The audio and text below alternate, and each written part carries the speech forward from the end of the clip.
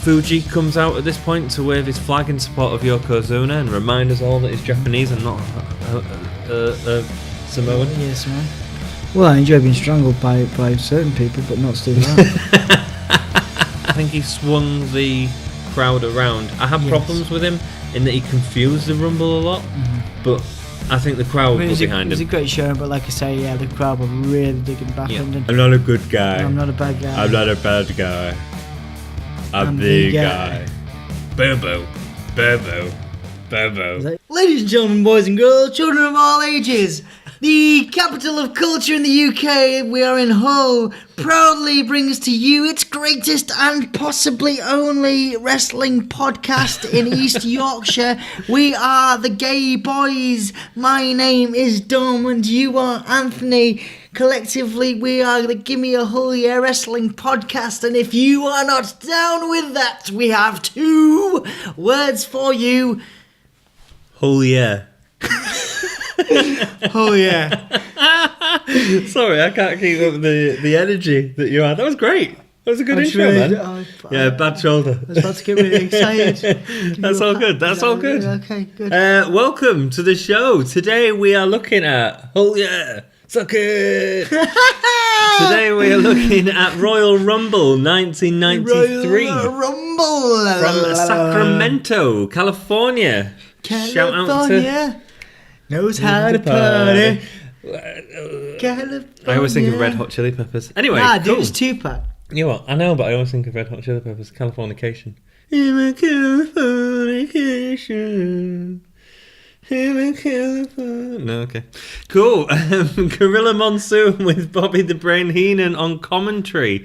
The winner of this Royal Rumble is getting a championship match at WrestleMania 9. The Royal Rumble has stakes. It's a big win. It's a big win. A big win. What do you think about that idea? That's like something they use these days. It works. It's pretty mint. It's the run up to WrestleMania, start of WrestleMania. I think it works great. Some good stakes in there. We also have an Intercontinental Championship grudge match between 2 former rockers. A brilliant match. If I do preview, got problems, but yeah, we'll go into that as we go through it. It's good. And a heavyweight championship between Bret Hart and Ramon, which is awesome. Who had only been in the company for 8 months and was already going for the heavyweight title. That's pretty impressive. Top heel. Really turning around all the stars. There's a lot of new stars in this pay-per-view that are debuting, including a really old territory legend within the Rumble.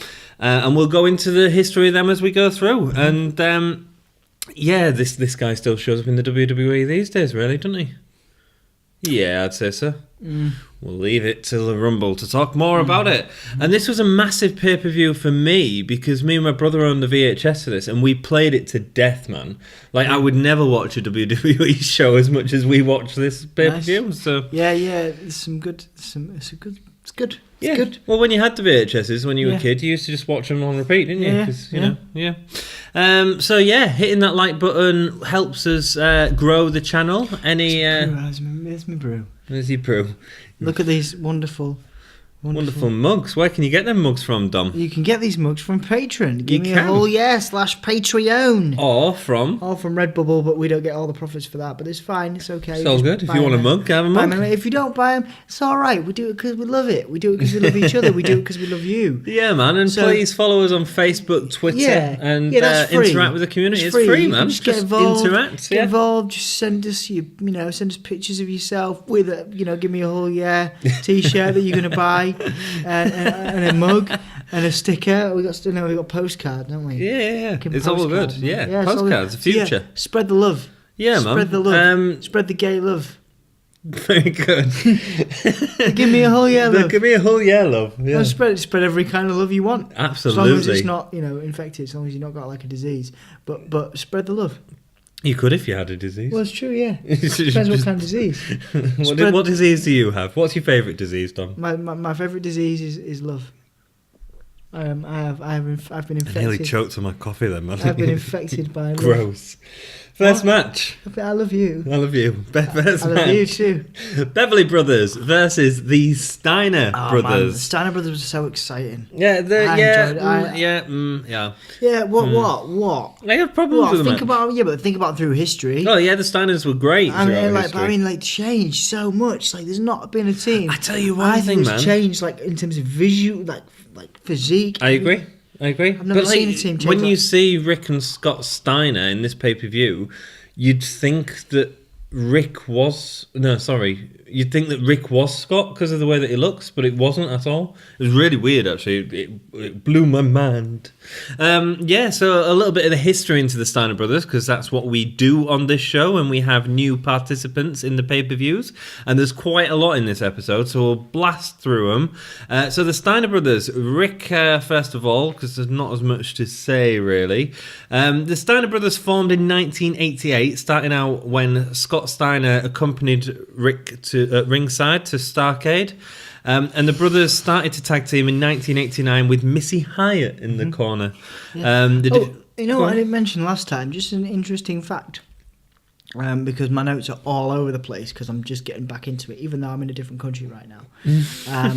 Did you know that Giant Gonzalez in WCW went on a date with Missy Hyatt? Really? That was a segment of television. That was a segment, not like an actual life thing. No, I mean it went out that they were on a date. They didn't go for a date in real life. IRL, it didn't happen. IRL didn't happen. Is that what we say? What was that other stupid word you were saying the other day? Adorbs. Totes adorbs. Segment on WCW television.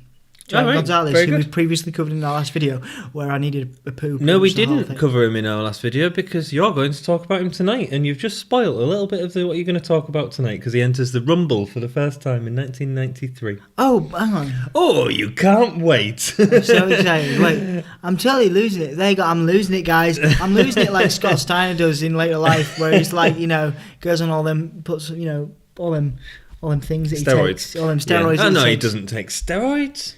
So does bloody Rick Steiner, dog-faced gremlin. Absolutely. Yeah. They defeated the Midnight Express to capture the NWA Championships. Midnight Express were enrolled into the Hall of Fame last year. And the time with the WWF was quite short due to Rick not feeling that Vince was following through with the promises that he made to the team. Vince had promised to get them right to the top, and although they did win the World Championship twice, or Tag Team Championship twice, they didn't feel like it was enough. In 95 they had a very brief run in ECW, and then they had a very long run in WCW from 96 to 2001. So that was when 2001 was when Vince bought WCW. Scott came through, didn't he? But Rick did not. That's right. Right, yeah, I always preferred Rick. Did you? In terms of, I always thought he was the more talented of the two. Okay. I'd sort of agree with you, actually, at this point. I think Scott did better later on. Scott's got an interesting story. A lot of it. They had the long run in WCW, and the two would start off in a tag team, but they'd also feud with each other, notably with Rick beating Scott in a singles match. They won the tag team titles 7 times in WCW and twice in WWF, so a highly sort of decorated team, really. One of the greatest of all time. Really? Yeah, considered one. Do you prefer them as a tag team or Scott Steiner by himself? I prefer them as a tag team. Yeah, okay, interesting. I don't really know, to be honest with you. I don't know what the answer is. So you're right. Well done. Scott signed a WWE contract in 2002 to 2004 without Rick, where he was pushed as a singles competitor. He'd had a WCW singles run as well. They both did. Yes, Scott got briefly. the better of that. Yeah. And then he became a kind of major star for a period of time. But Scott really changed his image as well, like with the whole... Yeah, well, so did Rick, but... did Rick, but obviously Scott, he was the Big Papa Pump. Absolutely. He won a world title in WWE, right? No, not that I... No, he had a main event feud with Triple H for the World Heavyweight Championship, but I don't think it was that well received, to be honest with you. Nah, he wasn't great. He wasn't a great personality. And there's also a lot going on then as well with the invasion and all that sort of stuff. So I mean, From what I remember, it wasn't. Or the matches I've seen, it wasn't that special. He also formed a tag team with Test when he was in the WWF at this point. And he had a lot of singles and tag team success with Rick when he went to TNA. Repeatedly returning to the company like several times. He worked a long time in TNA. And his most recent run was in 2017 as well. What? Yeah. No. Yeah. What happened? I don't know, because thank you, Wikipedia. Okay. It is. Check it. I'm gonna have to go I think see it was that. a managery type thing, if I remember rightly. Okay. He has lots of controversies to his name, including steroid abuse. Wouldn't have guessed that one. Aggravated assault, which involved driving a pickup truck into someone twice, which he was, yeah. It's amazing what you can get away with, isn't it? When you've got a bit of money behind you, like, you know. I think he got sentenced to like £25,000 because it was his first misdemeanor. $25,000 and 200 hours community service. Still. I'm trying to think who I'd run over for $25,000 and 200 hours. Running someone over with a pickup truck. Pretty harsh. Yeah. I mean, you wouldn't run me over with a pickup truck, would you? No, I won't be able to hit you too quick. He also had... it's the first time anyone's ever said that about me. No, well, it was a lie. He also got in a locker room fight with Diamond Dallas Page over his wife. Apparently, he was... In WCW, right? WCW, yeah. WCW. And he was banned from the 2015 Hall of Fame for the WWE after Hogan's wife accused him of accosting her in an airport. Wow. Yeah. Hulk Hogan probably wasn't with her because he was making a sex tape. So let's go on to the match. Rick Steiner comes out with it. That was funny. You can laugh. Do a laugh. Ha ha. Rick Steiner comes out with his head defender and his mustache. Great story, Anthony. No, thanks, man. Knowing what Scott looked like later on in his career, that he absolutely looks like Scott Steiner. And like, if I didn't know any better, if I just watched this match, I would have thought that was Scott Steiner. It's so weird. Bobby the Brain keeps bringing up the revealing of the narcissist, which we're going to get later on in this pay-per-view. Interesting reveal there. The Steiners had a lot of offensive in the match. It's a showcase match for them in many respects to show off because they're the new guys. The Beverleys cheat to get the upper hand, but the Steiners soon reverse it to get the upper hand. Beverly Brothers end up getting Scott Steiner into what looked like a very modern Wars of Jericho. Yes. You know, where they're like crab in it, but not like the old Jericho where he used to put his knee in his face, which he brought out at Wrestle Kingdom, yeah. 12 recently. It was great. I used to. It would look devastating when he did. And then the Boston Crab. I just hate it. Yeah, like it's not really the Walls of Jericho. Boston is it? Crab, isn't it? Yeah, It's not. yeah. Why do they? Do you know why? I mean, maybe it'd be interesting to find out. Can anyone tell us why? Can you tell me why Jericho had to stop using the knee? I don't know. I would imagine it's more to do with the story in the ring when he's in a Boston Crab. Means that because Jericho in his most recent run like barely ever beat anyone with the Walls of Jericho, and I think it's partly to do with the fact that if he gets him in a Boston Crab they can crawl out of it, whereas if they use the full walls he wouldn't be able to. So it's about that storytelling in the ring, I think. Okay, I would imagine. So while you check that out, we'll go for the Beverly Brothers, who cheat to get the upper hand, but the Steiners soon reverse it to get the upper hand. I've already said that. Scott gets a very brutal-looking Frankensteiner. This is towards the end of the match, which the Beverly Brother, like, both of his legs are in the air, and his head just rams into the mat. I mean, it looked devastating. It looked potentially like a bit of a botch, which is never nice to see in terms of you don't actually want to see these people get hurt. But that's what gives Steiners the win. I thought it was an okay match, but nothing too special. Did you find out why he didn't use it? I don't. Obviously, I don't want to spend my entire time on the internet. No. But apparently, there's so they're two different moves. Okay, they're both called the Walls of Jericho. It was called the Lion Tamer in WCW. I thought the Lion Tamer was when he does the flip off the ring rope. That's the Lion Salt. Oh, the Lion Salt, of course. And it's called the Lion Salt in WWE. Did Jericho change these Walls of Jericho from standing knee back? So then we get a rundown of the Michaels and Jannetty feud, including the breakup. Oh, here we go. He changed it because the guys in WWE are bigger than the cruiserweights in WCW, where he was a main cruiserweight. Right, that makes sense. And other places he performed. But I mean, in terms of storyline, it sort of makes a bit more sense because it's hard. It gives that get into the ring. So rope it's about more flexible. Yeah, it's kind of a more flexible version of what. Yeah, but the original Walls looks more brutal with a knee in the face. Line Tamer. Oh, sorry, Lion Tamer, fine. Cool, so we get a rundown of Michaels and Jannetty's breakup, including the barbershop segment. Apparently he still uses it on smaller guys. I have not noticed that. I have not noticed that, but used it on Kenny Omega, and it was awesome. There you go, maybe that's it then, because maybe he doesn't face that many cruiserweights in WWE. Like, he hasn't really been given a cruiserweight. Kevin Owens a cruiserweight. No, exactly. Yeah, maybe so. So maybe that's interesting. Sorry, guys. It's cool. I've always wanted to know that. There we go. Well, we are learning together. Mm-hmm. Awesome.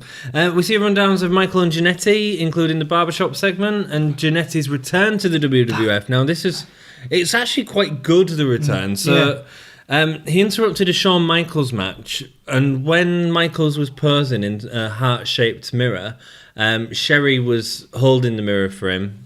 Jannetty gets the mirror, and it's a great shot when you see like Michael's posing and the cameraman does a really good angle where in the other side of the heart it's Jannetty suddenly appears, even though you could sort of see him getting into the ring. It looks really good, and then you get to see Shawn Michaels dropping of his face as he sort of realises that Jannetty's back, which is really neat, man. The two chase each other around for a bit. Jannetty ends up with the mirror that Sherry's holding and ends up going to smash it over Shawn Michaels, but Shawn Michaels grabs Sherry and throws her in the way. Good story. Yes. I have a bit of an issue with Sherry in this whole thing. Okay. And that's I don't think they needed the Sherry storyline angle.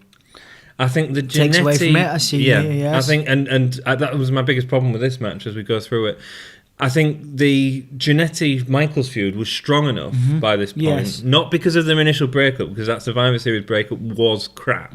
It was because that barbershop segment was so good. I think that Sherry sort of dragged away from it a little bit. And I think they were planning on moving on with this to WrestleMania and stuff, and then obviously everything that happened with Jannetty. So first out is Sensational Sherry, who's upset about what's happened before and stands in a neutral corner. So she stands at the back right side of the ring, I suppose you'd call it. Sherry is upset by Shawn's entrance. I just thought it was too many layers adding Sherry into the match.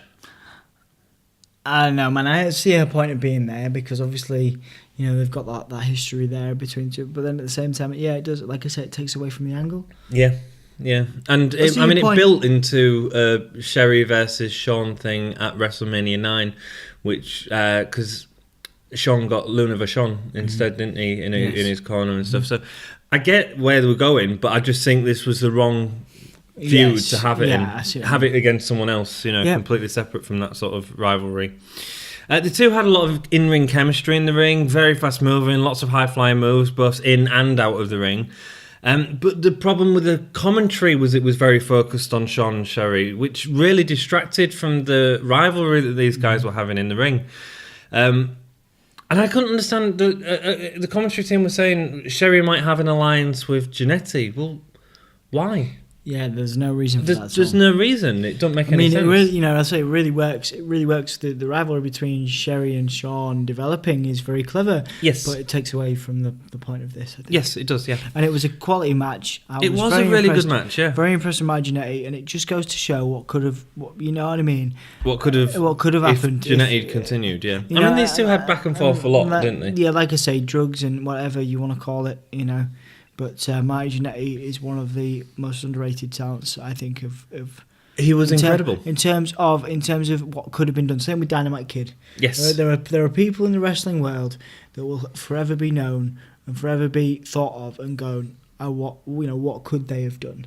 What could they have done in terms of world titles, all kinds of stuff? And Marty Jannetty is one of those guys that I just think, he fell victim to that thing we were talking about previously. The one guy gets the big rub, and then that guy, feels like he's hard done to, and it goes, and and a lot of depression must come into that as a performer when you feel like, look at, but especially because Jannetty seemed to be, when they first entered it, Jannetty seemed to be carrying a lot of it as well. Yeah. He seemed like the better performer. The only guy I can, that I can think of that's been up top and had really good moments, and then has been moved back down the card, has been like a Dolph Ziggler or even a Zack Ryder, where I think you mentioned Dolph Ziggler on every single podcast. I do, but he's brilliant, Yeah. He's here to show the world. No, I agree with you. I think there was so much potential in Jannetty and Gilbert and stuff like that, and it's Gilbert, Gilbert,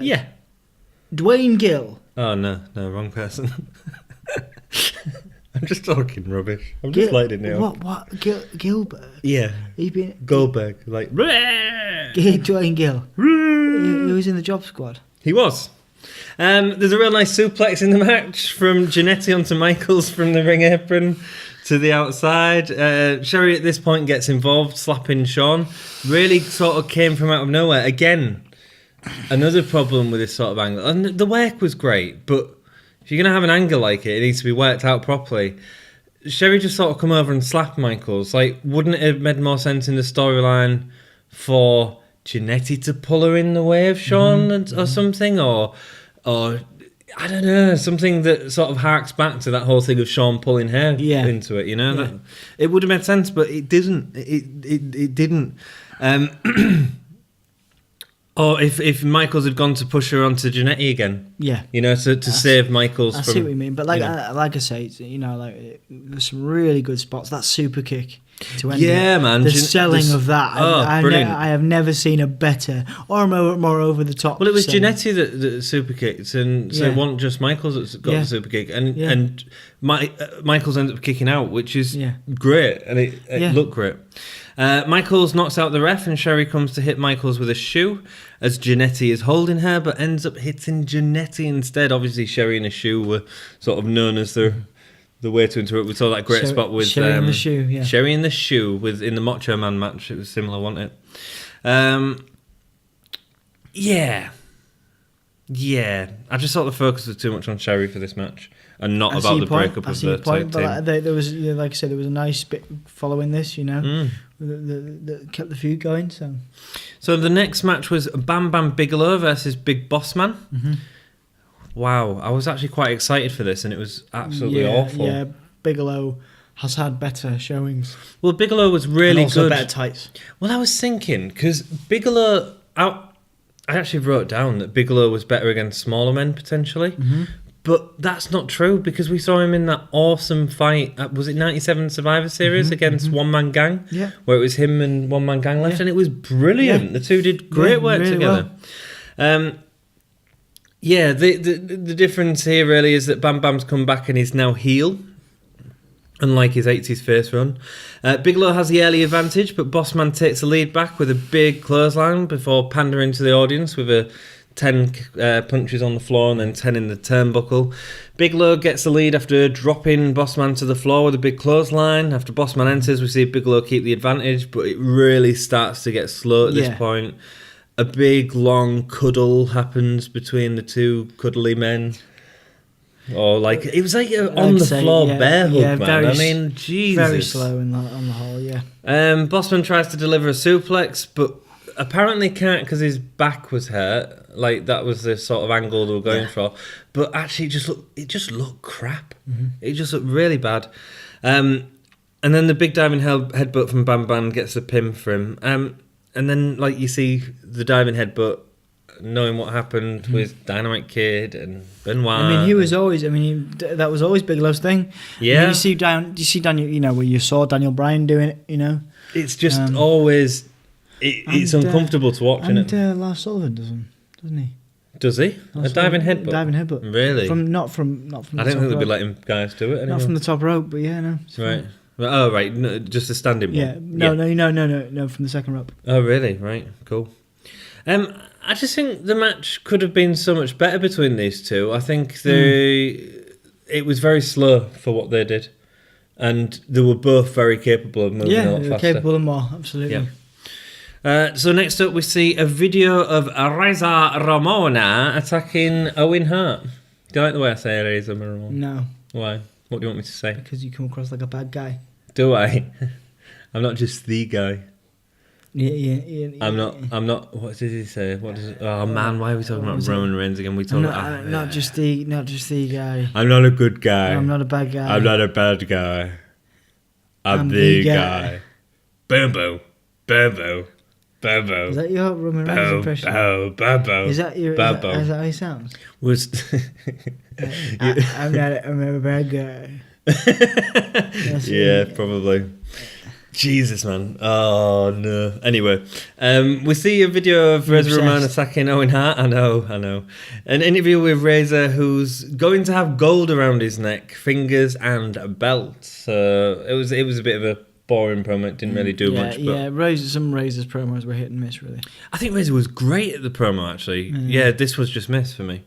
Bret Hart interview, who says things have gotten personal after he attacked Owen Hart. This means more than just the belt now.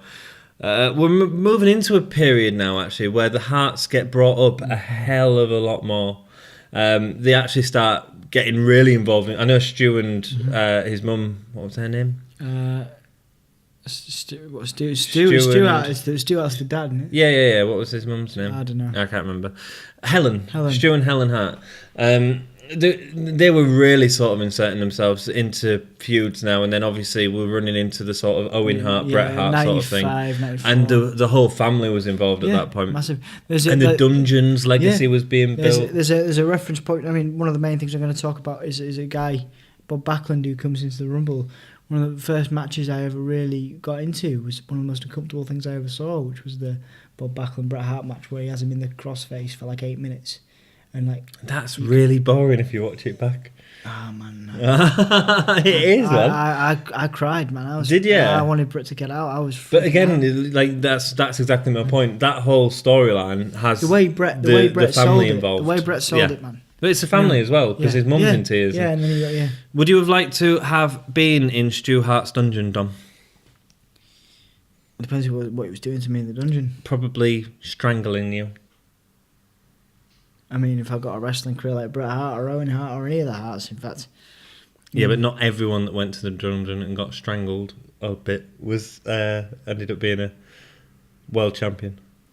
Bret Hart? Owen Hart was a few, but there was a lot more than that. You know? All right. I just wondered if you'd enjoy being strangled by Stu Hart. Well, I enjoy being strangled by certain people, but not Stu Hart. So we move swiftly onto the championship match between Razor Ramon and Bret the Hitman Hart.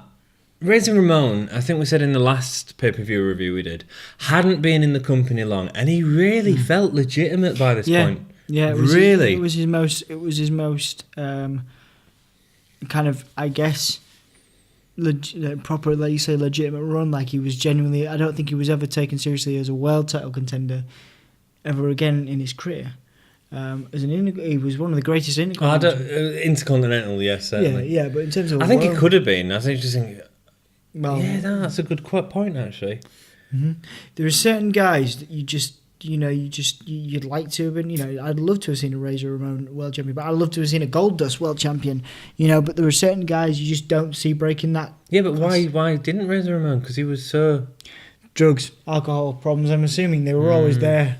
To a degree. Yeah, but look at the stuff he was doing with the Intercontinental. I mean, the Intercontinental Championship, well, it was apart from maybe 91, probably never meant validated. More. It's validated. Yeah, no, I don't agree. It's been meant more since Dolph Ziggler had it, Oh, God, again. Damn, Dolph Ziggler. No, Dolph Ziggler did not elevate the Intercontinental Championship as much as Razor Ramon, Shawn Michaels, and Bret Hart. It's funny that you use Dolph Ziggler and God in the same sentence, actually. Funny enough. You think Dolph Ziggler was God? Well, it depends what your religious beliefs are, but Okay. He's here to Yeah.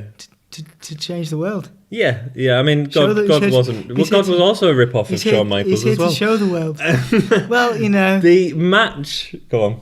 I'll just try and go on. You can defend yourself. No, I'm just I'll let you saying, defend yourself. I'm not saying. I'm just obviously depending on we respect all religious beliefs. Oh, here he goes. Beliefs on this podcast. Here he goes. You think Shawn Michaels? I think Dolph pander to our religious crowd. Well, we might have some. We might have. We may very well. Well, yeah, we respect you and respect your opinions. And I'm just saying. What's this got to do with Dolph Ziggler? No, because people might take offence. If I think, if I may have alluded to the fact that that... You think that Dolph Ziggler is God? No. Yes, you said, you said good. that. I think he's good. Oh, right, you missed out an O, did you? Fair enough. So the match that was on the card, Ramon and Bret Hart, was originally supposed to be Warrior versus Hart, but obviously Warrior was fired. Would you have liked to have seen Warrior versus Hart? No. No, I wouldn't. I think this was a much better match. No. Much better. Yeah. And this had all been built up due to Bret defeating Flair for the belt, who Razor was very much teamed with. So although Flair had left the company the night after, oh no, he hasn't left yet. He leaves after this pay-per-view. This was all sort of part of that build-up, really. Yeah. Razor starts off with a toothpick in his mouth. I always thought that was dangerous when I was a kid, walking around with a toothpick. Yeah, it's pretty cool though. I mean, Chico. Oozing machomism. What was it? Machomism. Machismo. I knew I was going to say it wrong. I'm gonna have a toothpick next time we do this podcast. Are you really? And when I come back for that, cool. I'm gonna be like, I'm gonna make sure I don't throw it in your eye because obviously that's. Yeah. I know, isn't it dangerous though? Yeah. Isn't it dangerous? Like it always looked like. But he always did it really far away, didn't he? Oh yeah, of course he did. He was like. Yeah. Someone's like, that would have been horrible. Horrible. Especially because all the spit and stuff. Like. Yeah. So he ends up throwing it at the fan who got the glasses. I thought that was a real nice touch. So the Bret Hart fan that got the glasses, he just, straight up. Great. Do you reckon, in a weird word, there's probably some fans out there that have purchased used Razor Ramon toothpicks? I reckon there's because I was thinking the other day about people who have like Bret Hart glasses. Yeah. But yeah, probably. Yeah. Are you one of those people that hoards? Scott Hall has inserted into his mouth a toothpick and definitely salivated all over it. And then just please message Dom's personal Facebook account and offer him the toothpick. No. I just want to know if you've been into. I just want to know if you're into that kind of thing. Just out of curiosity. Bret goes to attack the leg early on. Obviously, the sharpshooter is well established now, and he's sort of building up to that. It's a nice story. I thought this was a good match actually. Razor was in really good shape here. Looks fantastic. Picking Bret up with ease at one point. He was actually billed as quite a powerful being. Well, that's what I mean. He looked great. I can't understand why he wasn't in the main event scene unless we're just missing something completely. But he had so many good storyline feuds. I don't know if he needed titles. He'd have such a good feud without a title. You know what I mean? It's a bit. There's people, like a. You can say the same about like a Bray Wyatt type guy. No, you can't, because Bray Wyatt's had the worst year of 2017 Yeah, but he doesn't ever. need a title to be legitimate. He had the title, and he was even less legitimate than he ever has been, and now he's just faded away into the miserableness of the world. You could say he has faded away. Or you could say classified himself. Delete. He's classified himself. Delete. As obsolete. You could. You know where that's from, right? Obsolete. It's the Brother Nero thing. Oh right, okay, yes, I'm aware. I will fade away and classify myself as obsolete. Yes, very good. Brother Nero, WWE coming soon. Aha! Do you want? Yeah, cool. What? Do I want to what? I was gonna give you a smile or a laugh, but then I thought, no, I'm not even gonna. Why? I don't know. I didn't earn it. What? I didn't say anything funny. What are you gonna laugh at? Laughing at you. I'll laugh at you. Dick. Razor was in... Yeah, so he just picked him up and threw him around, man. And he looked strong, he looked powerful. Build is a serious powerhouse. From like 8 months. That's all he'd been in the company. And already heavyweight title and already seriously could have won it at this point. The two really kept the action moving, with Razor having a lot of the advantage. Bret bites Razor to get out of a bear hug. Quite uncharacteristic for heel, but then I did feel like it's fine if you're a face. I did feel like Bret, especially in the sort of next 2 years, does some really heely stuff and gets it away always with played it. into his character. Was it him who was against Isaac Yankem, or was it Boss? It might have been Bossman Art. And there was like they tied his feet up to the end of the turnbuckle and then continued to attack him. And it's like this crowd are going, and I'm like, that's so goddamn heelish, man. Yeah, no, that would have been Yankum, I think. I don't know. Or Kane. No, it was Yankem, but I don't know who he was fighting. The two kept the action moving. Yeah, it was good. Sometimes I wasn't keen on Ramon selling all the time. I think there was a couple of punches that he received from Bret that he didn't quite sell right. And sometimes his punches he sold them a little fake. Yeah. It didn't feel like Bret would have had that sort of effect on Razor, but agreed. I think is it harder because Shawn Michaels was so good at selling, but that was because it was over the top. Is it harder for a bigger guy like Razor Ramon to sell a punch? No. You don't think? No. There have been The Undertaker sells well. Oh yeah, I suppose. Yeah. Oddly, Big Show sells well. Okay. All right. Yeah. No, you completely disprove it. I was just wondering. Kane sells terribly. Yes, Kane does sell terribly. Bret goes to lock in the sharpshooter, but the ref somehow got tied into the move. I think Razor grabbed him and sort of pulled him into it. I've written it down, but I don't want to say it for when I get it wrong. Machismo. The machismo was oozing out of Razor as he calls for the Razor's Edge. Looked great. He goes for it. Bret gets lifted above his shoulders. I've got a bad shoulder at the minute. We got to sort that out. Yeah. Lifts him up above his shoulders, and then Bret like slips out of his back, and it looked fantastic. It really always worked. looked good when people did that over the years. I loved it. Man. It was same with Sheamus actually. When you want someone to kind of slide down the back and get out of it. Really nice spot. Looked great. First time we've seen it in these pay-per-views. A really strange pinning combination as Bret goes for a roll up. And it just looked really awkward. It was like Razor was halfway down, and it was like he was pulling him over, and then he didn't get it enough, so he just sort of dragged Razor, and he sort of did this weird flip, and then that weird sort of pin turned into a sharpshooter. And again, I do appreciate that at this period, Bret was doing more than just picking up a guy's legs and doing it, but this one didn't work at all as well. But it was a good match. I wish it could have been a little bit faster, but Razor certainly felt legitimate, and I think the match did wonders for him going forward. And I mean, Razor's got some really good stuff coming up, really amazing stuff. So next up, we have the part of the VHS me and my brother always fast forwarded, and that's not because it's terrible to watch, but it's just not interesting to watch 700 times when you're a child. And that was the reveal of the narcissist Lex Luger. He's basically just up himself. It's the quite character. funny, man. It's quite funny. Yeah, it's a bit awkward. Well, it's Bobby Heenan. So Bobby Heenan leaves commentary and he goes to where the reveal is. It's a curtain surrounded by something. And he's going to introduce a narcissist Lex Luger.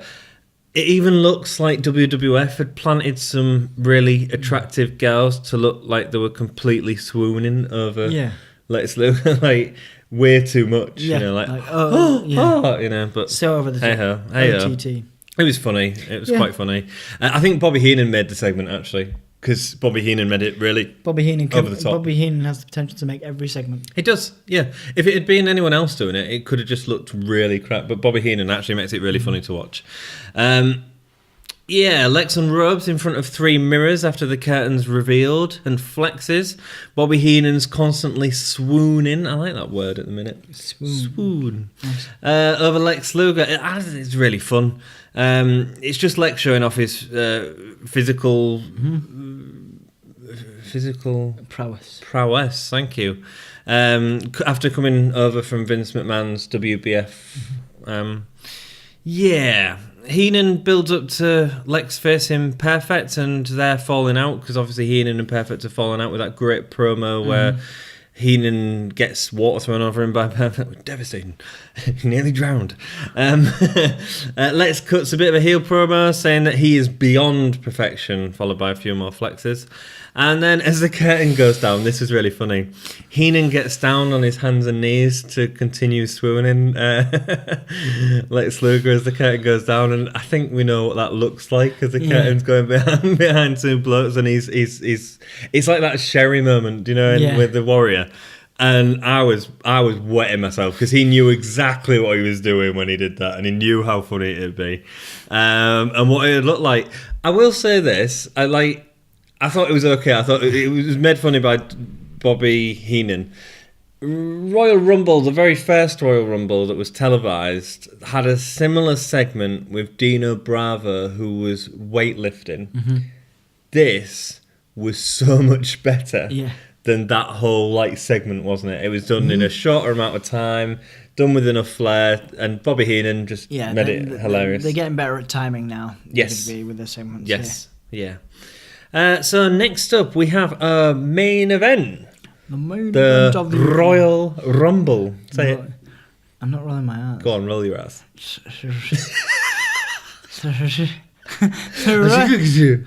Royal. Can you genuinely not do this?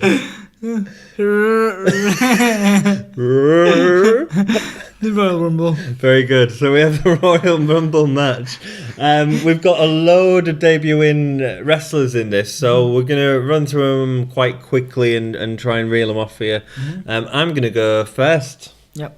I'm going to do one first, and then you can do one. So one of the, like I say, we like to. Have we already done that bit where I say we like to? Yeah, we do. Yeah. We like to go over new wrestlers. And these are a load of new wrestlers in the Rumble, so we're going to do it, baby. Yeah.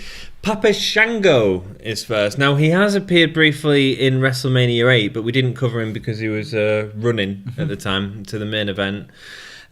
He started training with another entrant to the Royal Rumble in 1989, and that was Jerry the King Lawler, who you're going to talk about in a bit. And he was given the name Soul Taker due to one of his tattoos on his arm. That's part of where the supernatural thing came when he entered the WWF.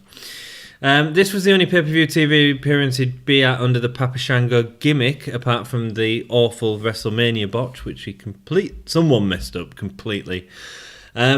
I used to really like the voodoo gimmick. Yeah, man, I dug it. A lot of people hate it. I wish the Godfather. I wish the character had stayed in later times. Yeah, I do. The Godfather and all that stuff. I'd take Papa Shango over the Godfather,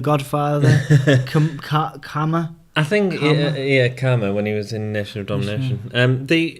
One of the most adaptable superstars of all time, but still. Absolutely. I think that, I don't know if it's us being tainted by our age at that point, and Papa Shango was quite fantastical to us.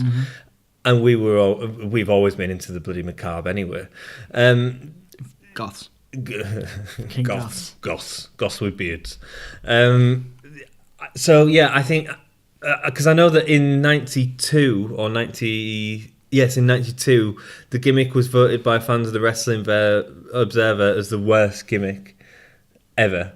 Well, no. You know, Bret Hart says it's the worst gimmick. It's the second worst gimmick next to Gobbledygooker.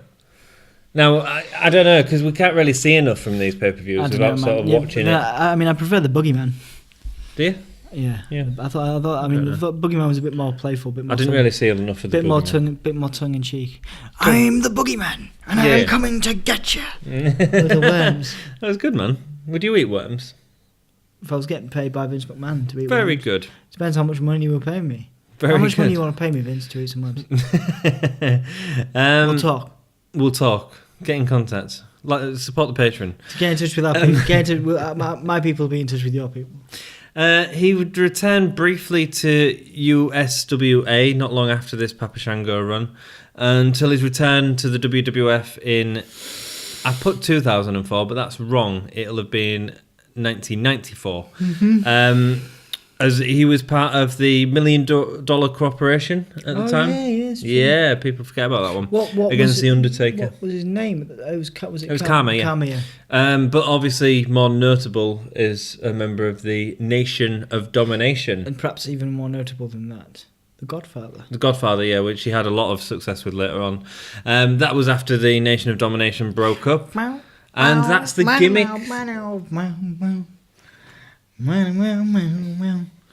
Oh, true. Very good. Of course, we do not condone the use of the word ho. Wait, Godfather. wait. Go on. We do not condone the use of the word ho on this podcast, but given its historical relation to Godfather, we have chosen to use it in a singing tribute to his theme song. We do apologise to anyone we may have offended. And may I apologise for Dom's sudden reason to feel like he's a member of Right to Censure, which Godfather was also a member, or the good father, of the Right to Censor. Did you like how I did that? Who was the leader? Who was the leader? We probably won't get to feature for about 50 years. Who was the leader? Stevie Richards? It was Stevie Richards. You know, I used to really like Right to Censor. I know that's really sad, but I love the idea of them. I thought they were a great heel, good guy, weird guy faction. They tried to get Raven to join. I always like that feud. That was pretty cool. I just like seeing a new superstar suddenly turn up in a shirt and a tie. The only time they ever did that since then was Straight Edge Society. Straight Edge Society, yeah. When else did they do that? I know IRS, but no, it didn't really. No. So I've gone through so much there. He was inducted into the Hall of Fame, as we've said, in the Godfather gimmick. And after leaving WWE, he started a club in Las Vegas. What kind of club? It's a strip club. Did you know that? What's it called? Cheetahs. Oh, okay. It's not what I thought it'd be called. You didn't think I'd just look down at my notes and see them, don't they? Yeah, Cheetahs. There you go. Cool. All right. So, talking about Bob Backlund, in my opinion, one of the greatest world champions of all time and one of the most underappreciated. One of the greatest he was the WWW. Three W's. WWF champion and widely considered by Vince McMahon because he just purchased the company from his dad at this time as the face of the company. Before Hulk Hogan. Yeah, before Hulk Hogan. He was very much, the kind of Kurt Angle of the day, and very much a really gifted technical wrestler. Numerous title runs around America, NWA World Champion as well. Great feuds with the likes of George Animal Steel, Superstar Billy Graham, just incredible matches. Very technically gifted, but McMahon. It's odd because Bob isn't really credited and referenced in this way, but he was the face before Hulk Hogan. So Vince saw a very different the evolution. Basically, he wanted much bigger guys, much more muscly, and so Vince chose Hogan and Backlund. I remember he didn't want to lose to Hogan, so they kind of. Like I say, it was a very transitional period for the belt, and they had, I can't remember. I think it was Iron Sheik. There you go, it was Iron Sheik. There you go, thank you. I was just having to search my mountainous notes for that. Good save, Anthony. Thank you. Sorry about your arm. Sorry, dude. It's almost like I put you in a crossface chicken wing. I loved Bob. But, in later years, he kind of became this kind of sideshow thing, and he had the Darren Young Great Again thing most recently. He still shows up on TV occasionally. They'll probably do something with him again before he's completely done. He's an ambassador for the WWE nowadays, and like I say, he had such great... I mean, one of the greatest matches I ever saw, I was saying this to you earlier, made me cry, was when he had that Iron Man match with Bret Hart. And, Bret Hart's, the family are crying, and he's locking the chicken wing in, screaming like a madman, and he's freaking, he's having these... I honestly think when you re-watch that, you will not enjoy it. I know, I'm gonna re-watch it tonight and tell you, because it was really frightening for me back in the day. Yeah. Bret, I was really feeling that emotion, and of course Owen betrays Bret, and that leads to one of the greatest feuds of all time, family feuds. So, but Bob has been integral to the development and the evolution of the WWE in terms of going from technical wrestlers to entertaining wrestlers. You know what I mean? Bob wasn't the most entertaining guy, and that's sad as I reference that, because obviously he's, like I say, he's kind of comic fair these days. He's kind of crazy, sad, isn't it? Crazy older guy that dresses in suits and is a bit eccentric, and if you see him at this time, even though you're not the most impressed, and to be honest, he didn't have the best Royal Rumble showing. An incredible performer, but he's mostly, for people our age, he's remembered as the guy that lost to Diesel in 8 seconds. Doesn't matter that he's had loads of 60 Iron Man, a house show, after that match I'm referencing. But an incredible world champion with, like I say, feuds with most of the great, a lot of the great superstars of this time. Because he had if I remember rightly, I think it's Bruno Sammartino who holds the longest championship reign. Then it's Bob Backlund. Then it's Hogan, or it's Hogan and Backlund, or something like that. He's up there. Yeah. The issue with that I have is that the whole Bruno Sammartino with massively high revenance, as a sort of old time wrestler that was a god. Same with Hogan to many extent, whereas Backlund is just thrown in as comedy value these days, as opposed to like holding on to that wonderful career that he had like I say, prior to the pay-per-view. Like I say, there are other guys, that have that legacy intact, and it just goes to show you the value of retiring and kind of maintaining that. He's come back and he's tried to have, I guess, success almost, where he's come back and he's returned, and he had that ridiculous gimmick where he was, he was the campaigner, for presidency, and it taints it slightly, when you look at a guy that's, he had incredible matches with Hogan, later on in his career, matches all over the world, actually not bad showings with Ken Patera, to be honest, and he was one of those guys like Kurt Angle. He could make anybody look good. Here's my problem with the comedy thing. There's one guy I can think of in particular who went from a very serious wrestler in many respects to doing comedy really well and still held with very high regard. Mick Foley. Yes. One of my favourite wrestler of all time. Yeah, exactly. Mine as well. And but what he did is he turned the comedy, and it was actually funny.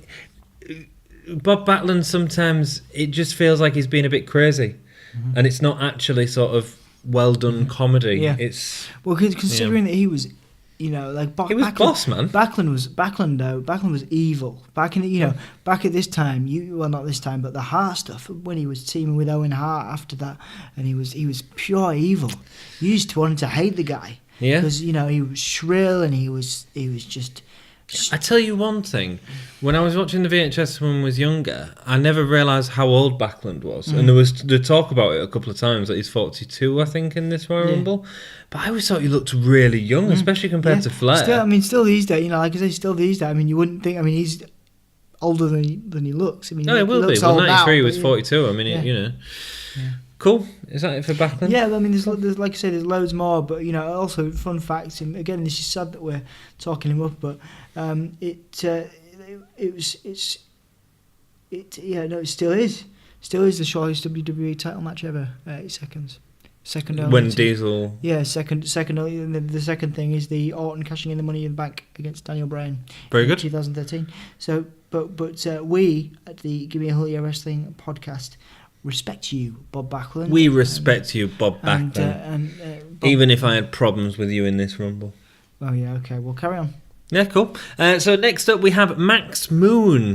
Max Moon was more commonly known as Conan. He wrestled in Conan in WCW quite a lot, didn't he? He's in TNA right now as well. Yeah, he was very much he's always the Latino. Yes, he is the Latin American exchange. He's always manager. the Latino gang leader in WCW. In WCW, he was he had the LWO, right? Which was Eddie Ray.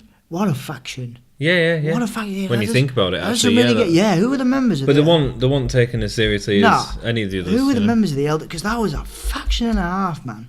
I don't know. Let me find out. The Max Moon gimmick in the WWF during this Royal Rumble. Oh, hang on. Here we go. Man. Who was it? Look at this. Look at this as a faction, man. You got Psychosis, Juventud Guerrero, Rey Mysterio, Eddie. Like, Parker was in there. Like, that's amazing. Actually, Hector Guerrero was in there. Some cracking wrestlers there. So the Max Moon gimmick was supposed to be a cyborg from the future.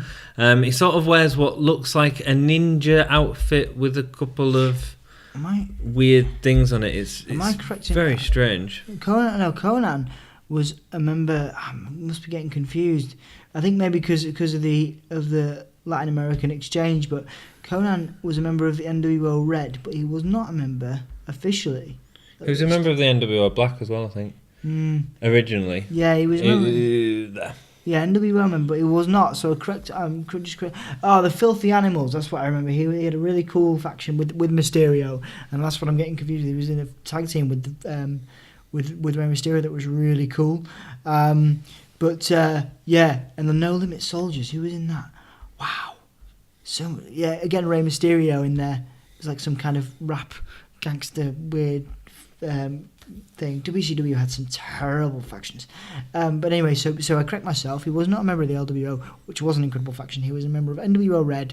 He also had numerous factions of his own, and now he currently leads the Latin American Exchange. Yes, that's right.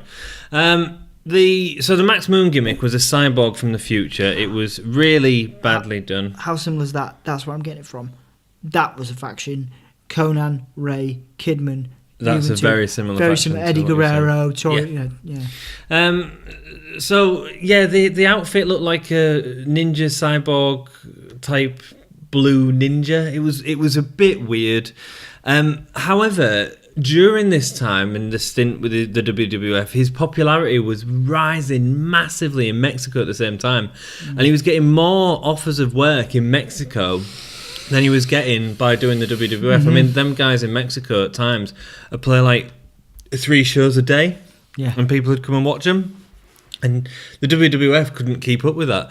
And I think that really made him fall out with Vince because his priority wasn't the WWF, which is obviously Vince's massive priority. He went on to wrestle in WCW between 96 and 2001 under the Conan gimmick, where he joined the NWO and even went on to win the television championship against Chris Jericho. I think Vince and him had a lot of problems, didn't they? That's why he never went to WWE. It's probably why he didn't go back, A lot of issues. Well, yeah, because he didn't put the WWF as his priority. I don't think he had as many issues as he had with Nails. He also did have a tag team run with Rey Mysterio as well. Yeah. So that's probably why you're getting. Yeah. And that's all I want to talk about him. Cool. Next. Really? Okay, so Damien Demento. So WWE signed this dude to a contract. He was originally called Mondo Clean, Mondo Kleen. He debuted in WWF at a live event in 1992 in a losing effort to Double J Jeff Jarrett. Wasn't it Jeff Jarrett in it in 92? Because we haven't seen Jeff Jarrett Double J Jeff Jarrett. Yeah, was around, but he wasn't obviously. Oh, that's December 92. December 92. So that's we've got a couple more pay-per-views. A couple more pay-per-views of that. Like I say, didn't really have much of an impact. Changed his name to Damien Demento, a villainous character who hailed from the outer reaches of your mind. Yeah, he looked really weird. He was sort of bald with like a mullet. I don't know how you do it, but it was weird, that would be the mentally. He looked like Kane. Yeah. Do you know when Kane revealed himself? It was that some sort of weird haircut-y thing that. He had a debut match, and he defeated a couple of people. In the following weeks, nobody ever took him seriously. He was in the main event for the debut episode of Monday Night Raw, though, in 1993. Was he really? Yeah, January 11th, 1993, against The Undertaker. Really? He made his only... Did he win? No. Made his only pay-per-view appearance at this here Rumble. Very good. And lasted, well, I can tell you. Can I tell you? Yeah, you can tell us. Over 12 minutes. Very good. Before being eliminated by Carlos Colon, who we will speak about later. I'll speak about in a minute. Demento competed almost solely on house shows before leaving the WWE in October 1993. So not an incredible legacy for Damien Demento as a performer in WWF context. Not the most good-looking dude, and not the greatest career. Who said he wasn't the best? Well, in my opinion, if you feel differently, please do tell me. I thought he was gorgeous. No, you didn't. I thought he was stunning. I thought he was a beautiful person, especially on the inside. Did you know? No. Well, how did you know that then? Demento. What? Damien Demento. What? I don't know, dude. What? Carry on. I'm questioning you. We're having a... It was beautiful. Every person is beautiful in their own special way. Even Kane. Carry on. Okay. So yeah, that's me for Damien Demento. I almost Very good. feel like I've had it easy. Would you like me to do another one, or are you all right? I'll do one. I'll talk about Carlos Colon. So you've just mentioned him there, and he eliminates Damien Demento. Carlos Colon, I didn't know much about him. When I saw him in the Rumble, I wasn't very impressed. He was a much older wrestler, and this would be his last pay-per-view appearance. He hadn't, I believe he was in WWF much earlier on, but only made 1 or 2 appearances. It wasn't like a big name. However, he was a big name because he held the World Wrestling Council's Universal Heavyweight Championship 26 times. So, yeah, man. So he was a real big deal, especially in the WWC. His sons are Carlito and Primo Colon. I was reading this and I was like, I always thought Primo and Epico were brothers. They're not, are they? They're cousins. There you go. There we go. He feuded in the 19th... Sorry, they are called the Colognes, though, aren't they? Yeah, they are now. Yeah. Because they wear the Shining Stars and... what was the... Los Matadors, Don't Touch Me. I've got a bad shoulder. Los Matadores, yeah? Yes, Los Matadores, yeah. In the 80s, he feuded a lot with Ric Flair, including defeating Flair in 1983 for the NWA World Heavyweight title. However, due to the match not being made official, Flair took the title back, and also he had a really long time feud, and I'm talking like 20 years long time feud with Abdullah the Butcher. I believe he lost Abdullah. A lot of blood during that feud. About 80% of his... I think a lot of people lost a lot of blood in feuds. Yeah, man. I think that was his thing. It was his thing. He appeared in more recent WWF programming supporting his sons and was inducted to the Hall of Fame in 2014. 2014 was a really big year as well, wasn't it? Like Lita, Ultimate Warrior. There was loads, wasn't there? It was a good year. So yeah, that's it for Carlos Colon. But I love this, like I love getting a name that I don't know because you read it and you go, oh, that's sort of the link to everything. Like Damien Demento, it wasn't, but could have been. It could have been. Indeed. Carry on. Who you got next? Giant Gonzalez. So rather unsurprisingly, at 8 foot, he was a basketball player before a career in WWE. Well, he was billed at 8 foot, but in reality he was 7 foot 7 inches. So he still stands as the tallest professional wrestler to exist. Is it, or is that just in the WWF? No, he's the tallest in the world. Really? Wow. Yeah. Okay. Yeah. Basically he was kind of an ex-great prospect for the basketball world, and you can imagine why. He represented Argentina a bunch of times, he did a really, like I say, he was a good player, but unfortunately he got a knee injury while on the court, a couple of knee injuries, which eventually led to him having to leave the sport of basketball. I find that fascinating, and do you know what I find most fascinating about it? I never would have expected him to be a basketball player because he wasn't that agile in the ring, or in the stuff we see in the WWF, certainly. Yeah, I mean, he was so tall, I suppose you didn't even need to do that much, even on a basketball. But even on a basketball, you've got to run from one end to the other. That's true, yeah. So you've got to get the ball. So in his first wrestling job, he got a job by Ted Turner, obviously owned WCW at the time. He was a former sports personality, and he saw a lot in Gonzalez, of course, as you all want to do when you're 7 foot 7. Look at the great Khali. Didn't really have a lot of talent, but you'd probably want him on your TVs. Absolutely. Bloody night, he was like a wonder of the world. Yeah. He had a brief feud with but not as big as Giant Gonzalez. No. He had a feud with Ric Flair for the WCW World Heavyweight Championship. Participated in the Chamber of Horrors match in 1991, and also had an on-air date with Missy Hyatt, which I believe I referenced earlier. You did. Oh, so that's interesting because I thought I'd done this earlier. So yes, because that's the kind of day I'm having. He also participated in a feud with Sid Vicious and One Man Gang, who both stood at 6'9".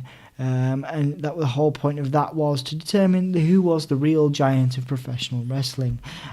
He had some brief cross-promotional stints, which obviously makes me believe he was obviously a decent enough performer because he went to New Japan and then signed to WWE in 1993. The Great Khali's the same. It's not necessarily a great performer. It's that Yeah. spectacle. Yeah, you're right. You Gonzalez, so he changed his name to Giant Gonzalez in the WWE. He was a villain, managed by the despised manager Harvey Whippleman. Nobody likes Harvey Whippleman. Nobody likes him. And Because this was Harvey Whippleman and Undertaker's feud, really. Changed his appearance to kind of look a bit more kind of wild. So he had grew the hair and the beard and stuff. Had the terrible airbrush bodysuit. Oh, man. Yeah, not great. With hairy shoulders. Yeah, not great at all. So he was introduced at the Royal Rumble in January 93, where we are today. And he was basically eliminated. So he eliminated The Undertaker. Spoiler alert. And then that led to their WrestleMania feud. The Rohypnol, man. Yes, Is it Rohypnol or drugged tissue, isn't it?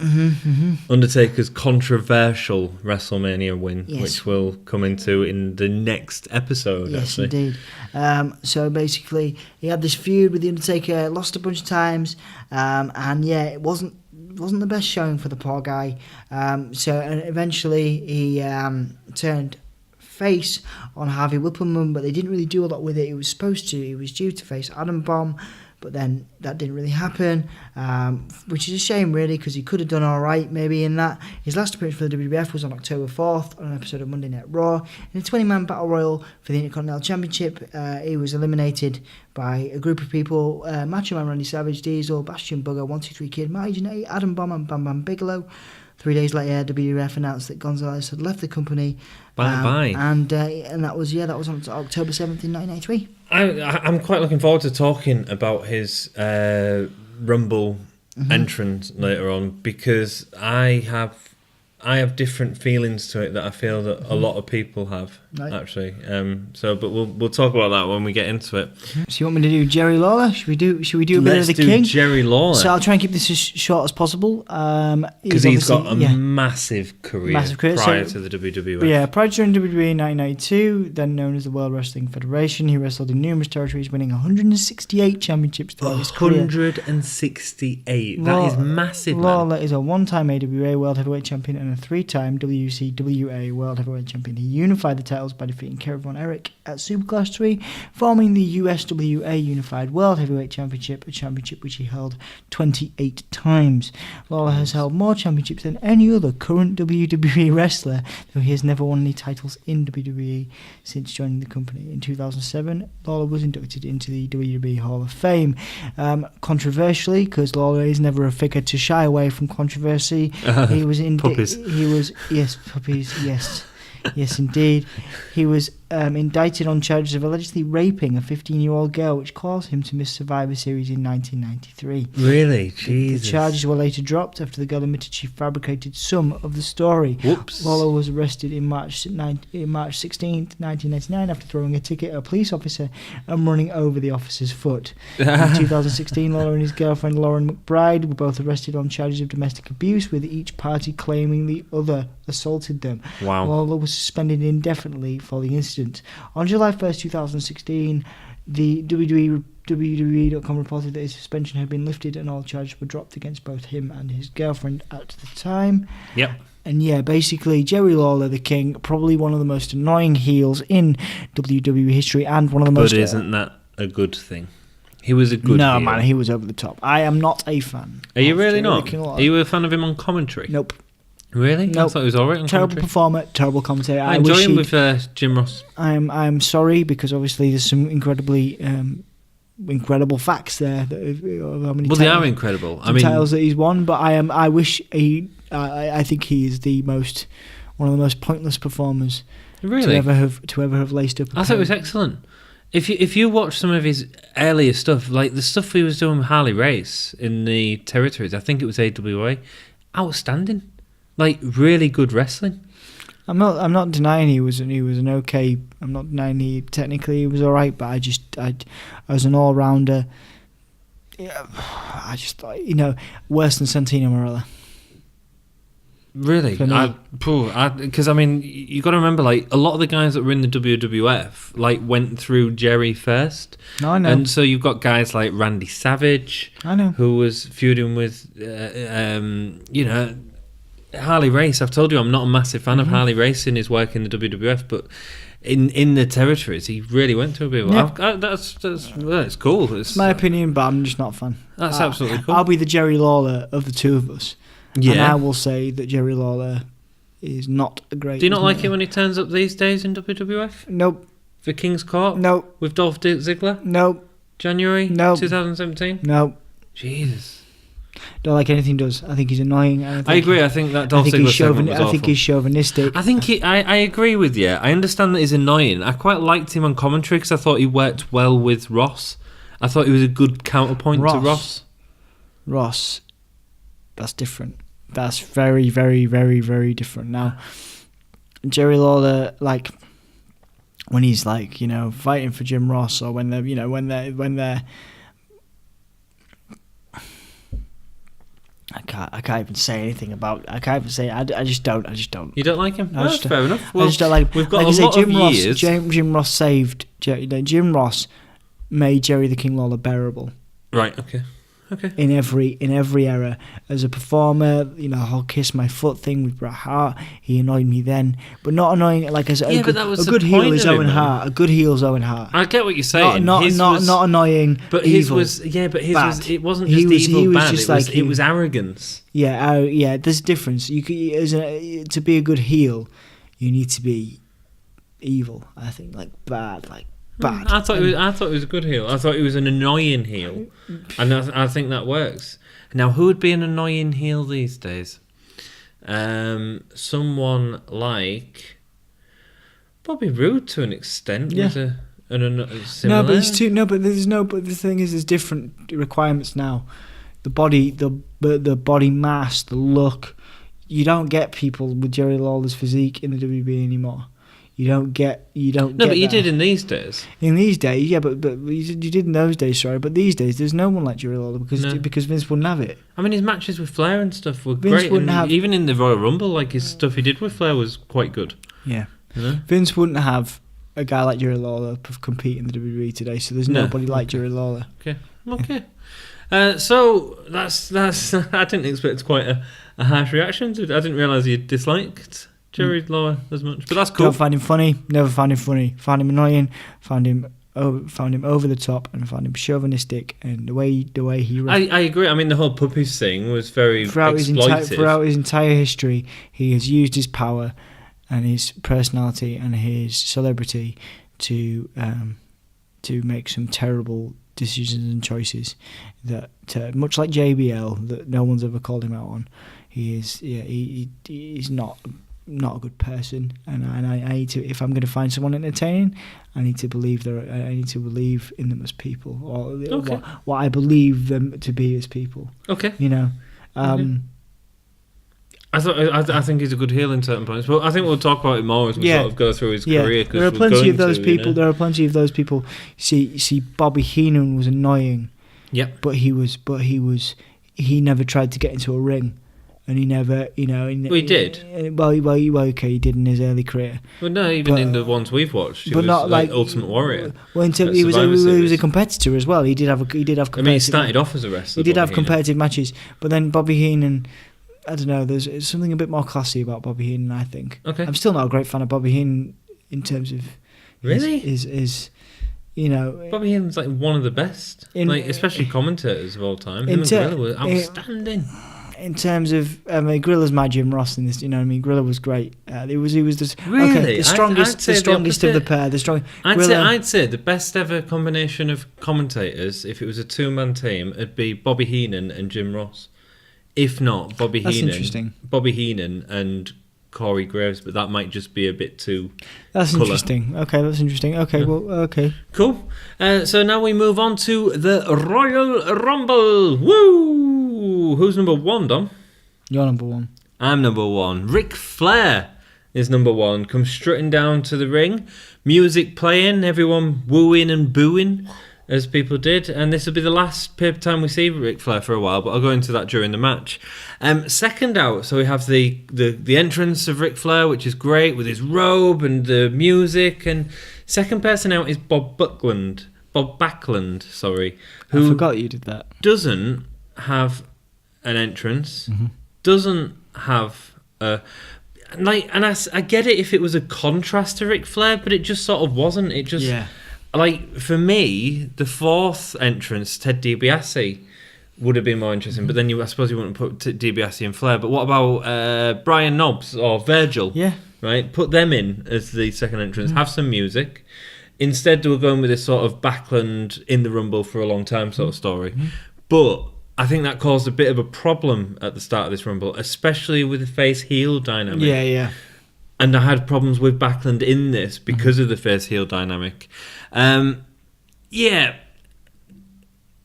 other problem was both of them had the same red trunks, red knee pads, so it was two very similar looking wrestlers, and I don't think that worked very well. Yeah, they did some okay work, but nothing too exciting. It could have been better, yeah. Next in we have Papa Shango, who was very quickly eliminated by Ric Flair, while Shango was trying to take out Backlund. And Backlund and Flair have a chop battle. Some nice chops being thrown. Yeah, that's nice. One thing I will say I'll say it about Backlund later on, because I was impressed by one thing that he did in the Rumble. The crowd weren't really behind him, is what I'd say at this point. That's true. By the end of the Rumble, they were chanting his name, so he must have done something right. Next up, we have Ted DiBiase. Him and Flair team up against Bob Backlund. There were times, though, that Backlund wasn't selling a punch and stuff like that. I'm sorry, I've got a few issues with Backlund. He was never actually that great a seller, to be honest. No. And I don't think it was an exciting story having the older wrestler in right now. It could have been potentially more of a pop if you'd sent him in at number 6 or something like that. Next in, we have Brian Knobbs, and of all the people in the Rumble so far, this person brings in a lot of life into the ring. You know, even DiBiase, as a character, as a character, he was. Well, he was a face, obviously. They turned face in the last pay-per-view. Well, not in the last pay-per-view, but they were face by the last pay-per-view. And he really brings some life into the Rumble, quickly attacking DiBiase and Flair with double clothesline, nearly eliminates Flair. Yeah. Really good spot. He gets DiBiase in the corner and rubs his armpit into DiBiase's face. Nice. It's a nice crowd are popping. Nasty boy trait there. Yeah. It was almost like the Rumble sort of started here, really, for me. Next in, we have Virgil, who goes straight after DiBiase, so continuing that sort of feud. Yeah. These two won't meet up again for a long time, but and the two did some nice work. I think the best time you see Virgil, without a doubt, is when he's against DiBiase. Yeah. I mean, them guys work so nice much together. To each other. Yeah, really nice foil. Brian Knobbs goes to eliminate DiBiase with a clothesline, but DiBiase pulls down the rope, sending him out. I thought it was a damn shame to get rid of him, because he actually was on fire at that point. And if he'd stayed in the Rumble a lot longer, it perhaps would have been more interesting, especially at these starter points. Next in, we have Jerry Lawler, who goes straight after Flair. I understand that Lawler and Flair will have had a lot of history outside of the WWF. Yes. But both were heels. And so there's some really weird choices with the face-heel dynamic in this. I would have expected him to go after Virgil, you know, and everyone goes after Virgil or something like that. But I suppose that's testament to them both being massive stars outside of the WWF. All 5 men are on the turnbuckles doing absolutely nothing. You're just sort of waiting for the... And I know that happens in the Rumble, but you generally have a spot going on in the middle. Yeah, there's something happening, But this was just nothing. Next in, to save the day, is Max Moon, who looked like a superhero with some robot suit on or something like that. Nearly gets taken out by Flair, but does this whole pulling yourself back in. Do you know where they hold the top rope? Now, they do it a couple of times. Owen Hart does it as well in this one. But it's really slow, even when Owen Hart does it, and it doesn't feel like it brings any excitement whatsoever. Yeah. These days, you'd have like Kofi doing it and bouncing around. Exactly, yeah. Shawn Michaels. Shawn Michaels in the 95 Rumble and stuff like that, which is outstanding work. It looks weak and it looks forced. And he's eliminated by Jerry the King Lawler before our next entrant, which is I always forget how to say his name. Generico Tenryu? Yeah, well... Generico Tenryu, who goes after Flair, and we see Flair's face hit the mat out of nowhere, which is the old, he's been beat up and then just falls down later on. Great. Not seen Greg Valentine in a while, actually. Anyway. No, I'm fine with that, to be honest. Well, he sort of, Flair coming in sort of puts Hammer right to the bottom of the pile, doesn't it? Yeah. Next in is Mr. Perfect. The crowd popped big time at this point. Perfect was really over. He's on a nice face kick, is Mr. P. He is. And he continues his feud going straight after Flair. And it's really good stuff, actually. This is one of the better points in this Rumble. Flair goes to the top rope and is slammed off by Perfect. The two worked really well together. Flair helped Perfect get over as a face, and it's such a shame that I've said this in the last one, that Perfect's career was hindered so much at this point by injury. The next night on Raw is where we'd see the career versus career match, which was a loser leaves town, I think it was called, which Ric Flair lost because he wanted to go back to WCW. So this is the last time we'll see Ric Flair until, is it 2002? Or 2001, 2001, when I think, the invasion Vince angle. McMahon bought WCW out. Next in we have Skinner. I mean, it adds nothing to the ring really, but we're still sort of focusing, I suppose, on the Perfect Flair thing. And Perfect actually eliminates Flair at this point, and the crowd went mental. After Ric Flair's winning it, well, it is. Yeah. Well, you built up Ric Flair because he won it last year after entering at such an early number. Yeah, and it's really good. The crowd go absolutely crazy, and Flair exits furiously. Coco Beware is the next one in. Now, he was one half of High Energy with Owen Hart, with them stupid Timmy Mallet joggers on, man. And he looked a bit out of shape, massive neon pants. Perfect drop kicks Skinner out of the ring at this point. Samu, one half of the Head Shrinkers, gets brought in by their chicken-eating manager. Captain Lou. No, was it?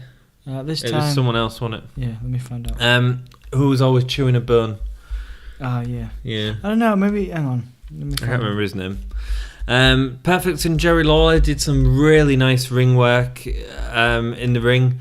Virgil gets punched occasionally. Again, Perfect and Lawler, really good counterparts to each other. Virgil gets punched occasionally and stumbles around like a guy who's had one too many whiskies at the Whiskey Go-Go Club.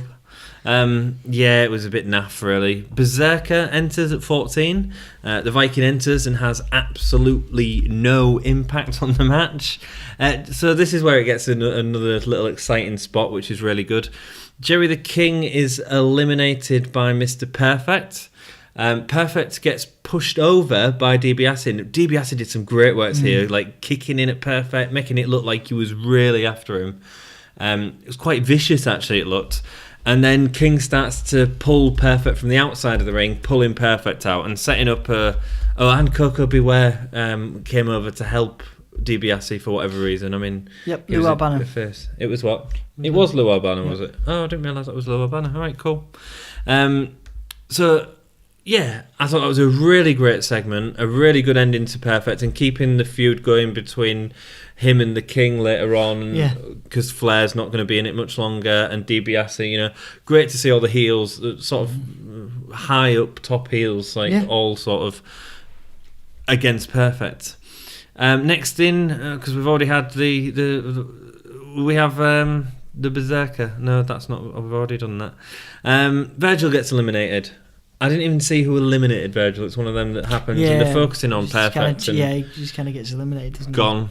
Lots of people in the ring at this point, Dom.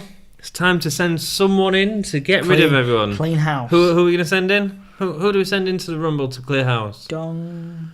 Undertaker enters, and that was my gong. I know. I want just you going, Undertaker gets attacked by Samu, and Samu gets choke slammed almost out of the ring. Really messy up, sort of falls on the apron and flips over 360. Looked great though, man. Undertaker comes in and dominates. The Berserker attacks Bob Backlund with a chair on the outside of the ring. I'm not sure how all that got about, but it was more about getting Backlund out at that point so that what happens with The Undertaker in a bit doesn't affect Backlund staying in the ring. Because what he also does is he slams Backlund onto the concrete floor, but we never actually see it. Yeah, there's a lot of missed spots here. That's a hell of a bump to take without actually showing it on camera. Yeah, a lot of missed spots. A lot of missed spots. Yeah, I agree. It wasn't very well filmed or put together. Undertaker eliminates Tenryu. Next in we have Terry Taylor. Red Rooster is back. Happy to see Chicken Nuggets. Yeah. I love the Red Rooster. Yeah, man. He did nothing in this Rumble, but he was there. There's no stupid red hair here, though, which is good to see. They actually let him, be a human. And he didn't come clucking to the ring. He was quickly eliminated with Coco Beware by Ted DiBiase. So absolutely no impact in the Rumble. DiBiase is then eliminated by The Undertaker, leaving just Undertaker and Berserker in the ring as Backlund is still on the floor. Mm-hmm. We get them two going at it a tiny bit. It's a nice little moment, actually. Probably the Berserker's defining thing. Potentially. And then we get somebody else come down who's not entering the Rumble, and that's Giant Gonzalez, who just walks in. Comes to take out the Undertaker. Now, Undertaker and Berserker are sort of going at it. Undertaker throws Berserker over the top rope, and then these two square off in the ring. And a lot of people hate the Rumble for this moment. I actually think it was a really... Look, Gonzalez looked like an idiot, right? In terms of the bodysuit, in terms of the fake hair on the thing. He looked stupid. But in terms of threat, he was 7'7" tall, man. Yeah. And he was against The Undertaker. It's a bit like, when the Khali first came, when Great Khali first came in, you were like... Wow. You don't want to mess with that, do you know what I mean? Exactly. And it was, bad booking by the WWE that presented the same problem that Giant Gonzalez had, that the Great Khali had, and most other big men, apart from maybe the Big Show and Braun Strowman. I think people remember... I don't know for definite, but I presume people remember the WrestleMania match more than this. And actually, this is a good build-up, in my opinion. Gonzalez absolutely brutalises Undertaker in the ring, and it's really good. The two are against each other, the stare down, the countdown goes off, and Damien Demento comes down, but he doesn't even enter the ring. Instead, we see Giant Gonzalez eliminate The Undertaker with ease, which was building up to the WrestleMania match. And nice moment. I mean, what more do you want? Chops him over the rope, gone. And he continues to attack The Undertaker out of the ring. Gonzalez did a massive... He even drags him back into the ring and does a massive choke slam on him.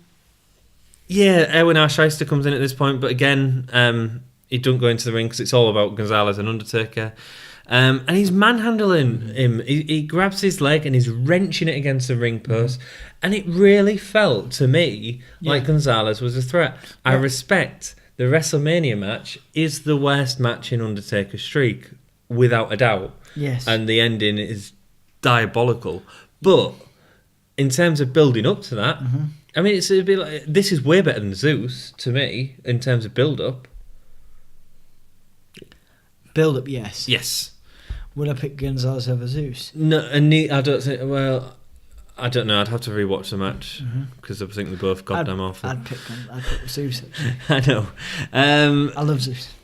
So then Paul Bearer comes down, and with his urn, an Undertaker sort of struggles to sit up, which is nice to see, and then limps out of the ring, which is, it really builds up that match for me. It proves, well, for a very brief period of time, proves Giant Gonzalez's dominance. Yes. Next in the ring is, at 19, is Rufio from Hook. Rufio. Yeah. Is it really? No, it's Tatanka. But he looks a bit like Rufio. He does look a bit like Rufio. Oh, Craig Charles, man. Or Craig Charles. He always reminds me of Craig. Like Craig Charles and Rufio have had a baby. So IRS, Backlund, Demento and Tatanka in the ring. Demento had a bald head with a bit of mullet, really weird looking, similar to when Kane revealed himself. I said that earlier. Jerry Sags is in at 20, enters to a real pop, but he didn't bring the same ferocity that Knobs brought in earlier on. I don't think he did as good job. We're reminded that Backlund's entered the 36-minute mark. The Yeah, Lost in Longest was such a big thing in the Rumble at this point. I mean, it's always been sort of a thing that they've commented on. Oh, yeah. I remember him doing it a bit with Jericho when he was the overall time spent in the Rumble. That's just, yeah. Doesn't he hold the record now? Yes, in terms of longest time spent in the Rumble, I believe. Next up, we have Tugboat Beep / Typhoon. Goes after Dementor. All really slow, man. Next in, we have Fatu Rikishi. The father of Jimmy and Jay comes down and invented a stink face. Yes, he did. Yeah, they had a good 2017, didn't they? The Usos, man. Oh man, really good 2017. I learned to take him seriously this year. So Backlund still in the ring. I think he still had a lot of energy, and the crowd was starting to get behind him at this point a little bit more than they had when he first come in. Next in, we have Earthquake, who goes straight after Typhoon, which was surprising. Doesn't get his teabag in. He doesn't get his teabag in, but the reason he goes after Typhoon is because it's every man for himself. And then Typhoon is quite quickly eliminated by Earthquake. The two have a verbal exchange, and I love this moment. It was like when I was younger. And this is what I mean to you about watching things back. Actually, watching it back, it wasn't that big a moment. It was all in my own head that was such a big moment. Yeah. But yeah, these two, I think it would have been better to have kept Earthquake and Typhoon in as the dominant force eliminating people, and then have Yokozuna come in and crush that. I think that would have been a better story. Nice. Yeah, that would have been nice. But no, they didn't. I mean, you have the sort of stare down between Earthquake and Yokozuna, and some really nice stuff actually done between the two of them. Earthquake and Typhoon stopped teaming up as a tag team after that, after the feud in the Rumble. But no single match was ever made of it because Earthquake soon left for Japan. He went to go compete in Japan. Next up, we had Carlos Colon, who was really generic looking, man. Yes. Really generic looking wrestler. Clear who's going to get lost in all the cartoons. Yeah, not take it seriously here. Yeah, I mean, it's sort of the old guy coming in again. That's cool. If I sort of knew more about him, I suppose. Maybe it was good for people back in the day, but they didn't really pop for it. So, and he actually eliminates Dementor. So, well, that's not bloody surprising, is it? Well, no. Bloody Damien Dementor. Earthquake goes after Backlund, and Backlund fights his way out the corner. Quite a big moment with the crowd again cheering on Backlund. Don't really get that Earthquake was a face. Don't get that whole... There was a lot of problems with Backlund and that heel face thing. Tito Santana is in at number 25. Backlund at this point eliminates Fatu, and the crowd really behind him for eliminating Fatu. Tito nearly eliminates Backlund, and it seems like Backlund is going after everyone. These two, Tito and Backlund, spent a lot of time together. Now, I presume that's the history in the WWF in the early 80s. Yeah. But, like, Tito was always a face. Tito was like he was always the face, you know? And to have him go against another supposed face just didn't really make sense to me. Tito Irish whips IRS into a clothesline from Backlund, which IRS sort of like runs into and doesn't react to. It was really sloppy, man. You could even see Tito like telling Backlund to get ready for the spot. It was really weird. It just looked rough. I think, like I say, Tito in his later career was he started to get lazy as a performer, I thought. Really? I think it was Backlund's fault. I think this one. Backlund was also not noticed. He wasn't noted for following the rules all the time during matches. He wasn't. No. So next in the ring we have Yokozuna. The big man. He looks dominant, man. I mean, you were freaking out, dude. We've seen, like, we saw him enter the Survivor Series, and it was just against Virgin. It was sort of, that's okay, but it's not that impressive. Yeah. When he entered the Rumble, it was like, this guy's gonna, big deal. And they really sell it like that. Tatanka's straight away thrown out by Yokozuna, followed by Colon. And then we get the meet-up of Earthquake and Yokozuna, which feels like a big match. It would have been nice to have seen that, maybe. Massive deal, yeah. Earthquake jump around a lot, so to sort of assert his dominance. This is like two big men, going, It's right, it's that beating of the chest monkey thing. Absolutely, yeah, just before we go out. Yeah. Just to psych ourselves up. Earthquake can't take out Yokozuna with his sort of belly bashes that he does running into it, and the crowd love it. Yeah. The crowd really do. Next in we have 28, which is Owen Hart. So we have Yokozuna's future tag team partner entering. Indeed. Didn't really do a lot in this Rumble, actually. No, not a great showing from him. Especially considering he's normally excellent. But again, I think the Rumble's the wrong time for someone to shine though, unless you're. Oh really, no, people can. Unless you're really big. Yokozuna shined here, man. You know, yeah, but again, really big. Yeah, I get what you're saying. Rey Mysterio. Nice, good shout. Yeah, so we stay on Earthquake and Yokozuna. They're on about him returning, for this one. I've heard. Which probably happened a few months ago to our viewers. Sorry, yes. So it might not have happened, or it might have happened. Sorry. Yokozuna is attacked by Tito. We see Earthquake and Yokozuna going.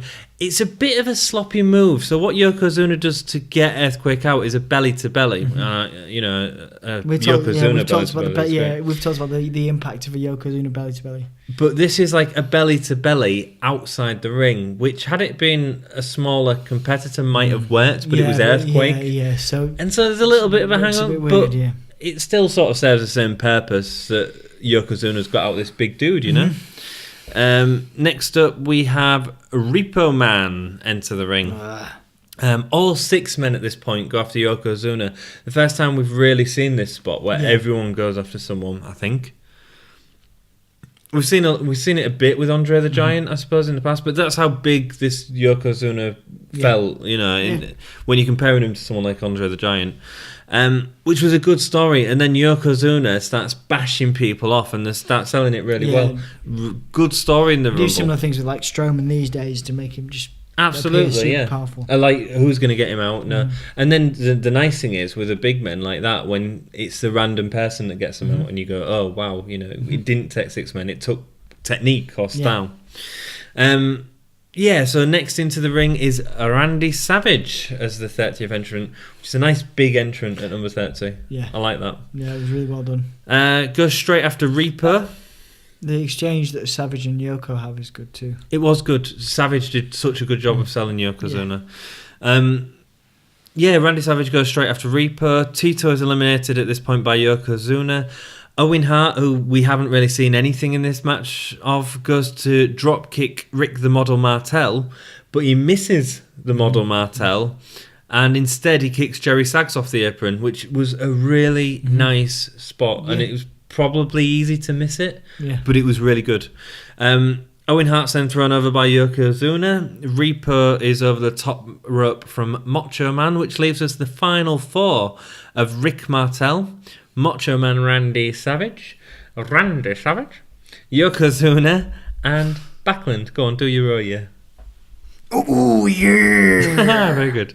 Backlund lifts Martel onto the turnbuckle, which Backlund had been in the Rumble for a while, and that actually showed some good strength, to pick him up, put him on top of there, and then he eliminates him by knocking him off the top of the turnbuckle.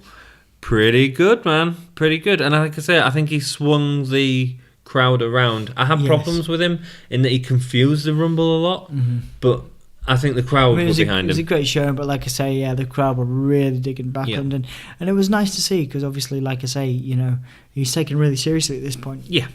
And then Backlund's quickly eliminated by Yokozuna, but he wasn't really going to have much impact on that. So we've got... and the crowd were booing big time at this point. So again, you've sort of built up this person that's gone the full length of Rumble, crowd are behind him, and then eliminated by the big heel, which is great. So the crowd are booing, and it's just Macho Man and Yokozuna left in. Now, these two go at it for quite a while. It's not like it's over anytime soon.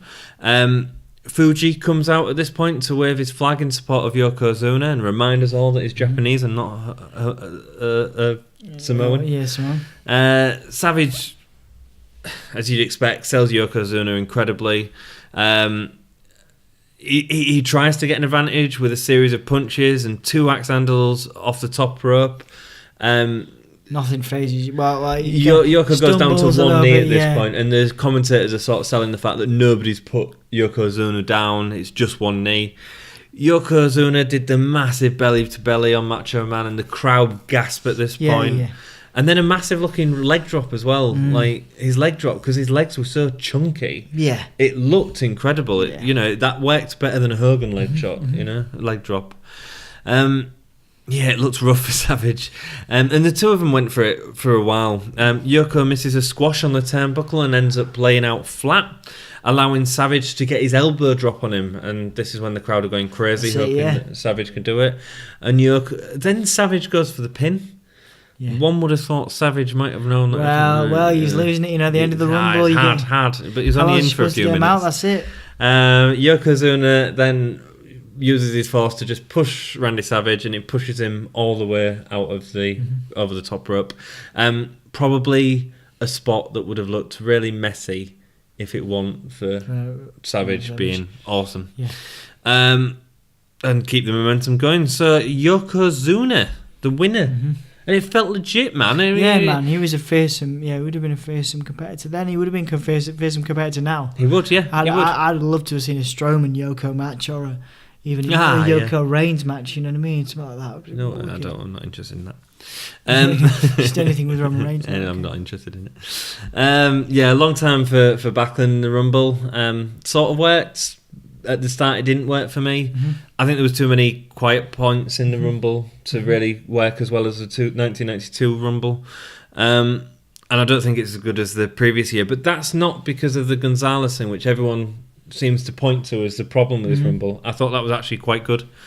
So that's the end of the Royal Rumble. So before we give our star ratings and our best performers, I'd just like to say thank you for watching, and if you could please leave a like, subscribe if you're not already, and any comments, disagree with us, let us know how crap Gonzalez is, how amazing Jerry the King Lawler is, or how much you compare Dolph Ziggler to a higher power being. Yeah, do that. And then follow us on Facebook, Twitter and Patreon. We're on all them. Please all join those things. Best match, Tom? Jannetty Michaels. I say Jannetty Michaels. It was just the ending that ruined it slightly, and the fact that Sherry was in it. But actually, in terms of in-ring work, they were really nice, man. Performer Backlund. I really like Backlund being in this. I'm sorry. You really like? You're going Performer Backlund? Yeah, Backlund for the. I was going Performer Gonzalez. No, I'm on. I didn't even. I said Yokozuna. Yeah. I actually thought he looked great. He looked great, yeah. And he still had that sort of energy. I'm going to give it to Backlund or Jannetty or Michaels. Yeah, okay, cool. And how many gay stars? 2. Yeah, I say 2 as well. It's not wasn't groundbreaking, shattering, but there you go. But, we had a couple of good matches. Marty and Sean, Brett and Razor was good. The Rumble wasn't terrible. The Rumble was okay. Mm-hmm. Yeah. Cool. Brett and Razor, though, yeah, you're right. You see, there you go, Razor and Brett. Razor. Yeah, it was an okay match. It was a good match. Yeah. Cool, rock and roll. Well, if you've enjoyed it, please like, comment, and subscribe, and hop on the good foot and do the bad thing, and we'll see you soon. Hang on, hop on the good foot and do the bad thing. Okay. Enjoy yourself. Have a good time. Have a good day. Thanks for watching. Keep it gay.